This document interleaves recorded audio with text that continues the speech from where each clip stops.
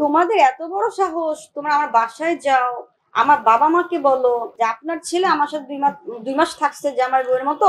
আমি আসলে বুঝলাম না সন্দীপ স্যার এত বড় সাহস হয় কি করে।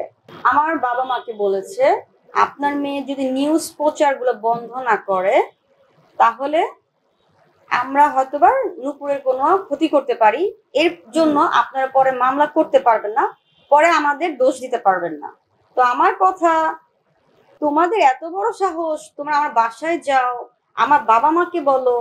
মানে আমি যদি আজকে রাজের মাকে যে এই কথাগুলো বলি যে আপনার ছেলে আমার সাথে 2 মাস থাকছে জামাই বউয়ের মতো, এখন আপনার ছেলে যদি আমাকে বিয়ে না করে তাহলে কিন্তু আপনার ছেলে যদি কোনো কিছু করি আমাকে কিন্তু পরে কিছু বলতে পারবেন না। তখন আপনাদের কাছে কেমন লাগবে, রাজের মার কাছে কেমন লাগবে? আমার বাবা মার সন্তান তাদের কাছে গিয়ে বলে আসে যে নুপুর যদি প্রচার মানে নিউজ প্রচার বন্ধ না করে এবং সে ও যদি স্টপ না হয় তাহলে কিন্তু আমরা তার একটা অ্যাক্সিডেন্ট করবো, এটা পরে আমাদের ধরতে পারবেন না।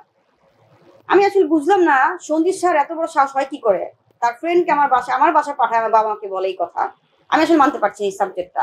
আমার একটাই কথা, সাংবাদিক ভাইয়ারা আপনারা কিন্তু এটা প্রমাণ থাকবেন যে আমার বাসায় সন্দীপ স্যার তার বন্ধু পাঠিয়ে আমার বাবা মাকে এই ধরনের কথাগুলো বলেছে। আজকে যদি আমি তো আজকে আমার বাসা না থাকি না, আমার বাবা আমাকে বের করে দিয়েছে।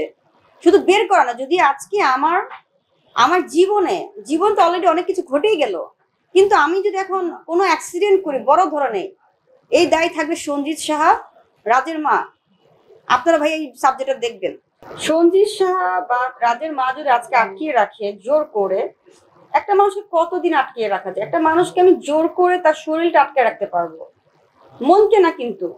তো একটা মানুষের যদি মন আটকানো না যায়, অবশ্যই একটা সময় গিয়ে রাজ কিন্তু অবশ্যই আমার কাছে আসবে। না, আমার কথা হচ্ছে রাজ যেহেতু আসবেই, তো ফ্যামিলির মাধ্যমে কেন আসে না? ফ্যামিলি আমাকে অ্যাকসেপ্ট করুক।